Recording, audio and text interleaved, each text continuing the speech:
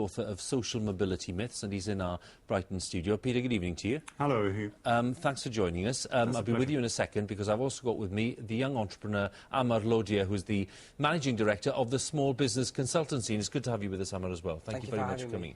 I'm going to start with you, Peter, because of that provocative title in your book, which, it's provocative for a reason. And we're going to start with this straight away. Social Mobility Myths. Is Nick Clegg dealing in myths today?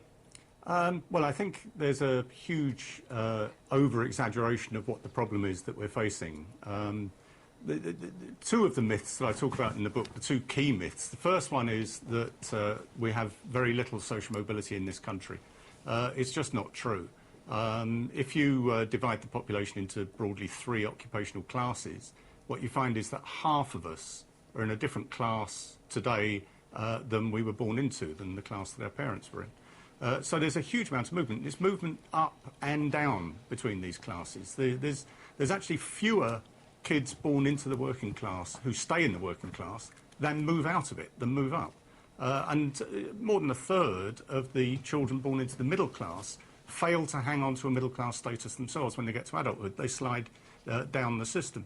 So there's an enormous amount of interchange and fluidity and so on. And when I heard, for example, on the Radio 4 Today programme this morning, Alan Milburn, who's been charged as the social mobility czar, said, and I wrote it down, he said, invariably in this country, if you're born poor, you die poor.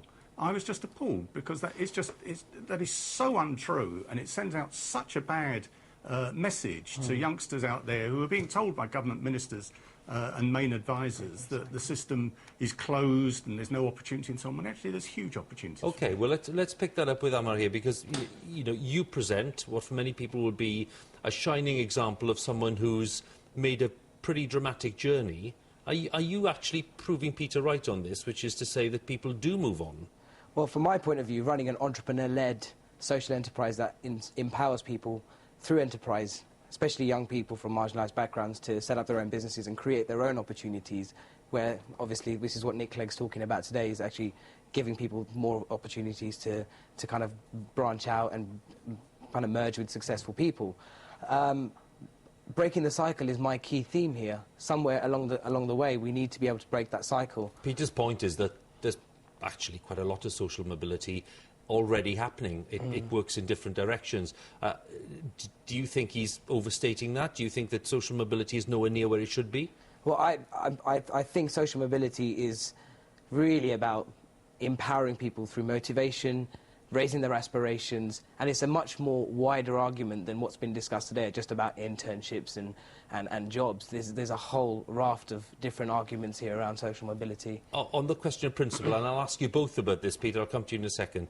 Nick Clegg's point today, which is that, look, even in 21st century Britain, class and income and parental attitudes have this enormous bearing on whether you'll succeed or not. Clearly there are different issues at play as well in terms of aspirations and your own motivation. Well, I think for me, having come from a marginalised background, having been a young offender, having been someone who's dabbled in substance misuse, I got kicked out of school when I was 17 and left home when I was 17 as well. My parents started off from a working class background, but I think people have a chance to create their own here. And it's really important to have the right role models. This is all about having the right inspiration and the right role models in life that can take you forward. And that's what we're trying to do in my organisation at the moment, is giving young people those role models, the skills to go out and find their own opportunities, because it's not just the private sector giving people opportunities, it's about people trying to create their own as well. OK, Peter, to you on that principle, that even today, what your parents do, how much they earn, kind of class that you belong to, will mark you for life.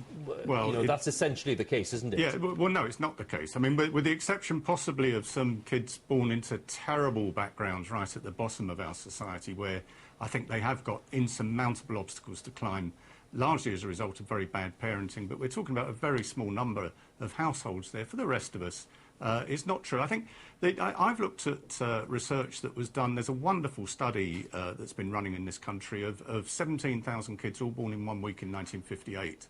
And they've been followed through into adulthood, and we've got so much information about these people, from their birth weights through to whether the parents read them bedtime stories, through to whether they truanted at school and so on, all the way through.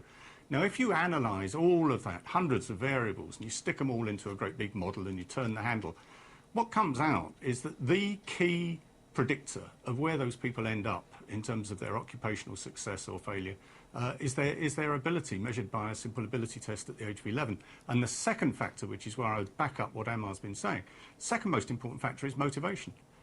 Now, so it's aspiration and motivation and it's talent. And if you've got those two, then with very few exceptions, really, you won't necessarily get right to the top. I'm not denying that social advantages and disadvantages play a role here. But you're unlikely to fail. If you've got talent and you've got motivation in this society today, there is plenty of opportunity there for you to go out and make the most of it. OK, Peter, thank you. Emma, just a sentence on that. I suppose you'd agree with that. Yeah, it's all very about much. motivation. And I think the most important thing here is about nurturing the talent. You know, the government need to support social enterprises like ours, give us incentives to make this social mobility happen, because we're the ones on the ground delivering it. It's nice to have the vision, it's great to have the idea, but empower people on the ground to go and deliver it. OK, Emma, Peter, thank you very, very much indeed, Thank both you. of you, for coming and talking to us. Thank you very Thank you very much.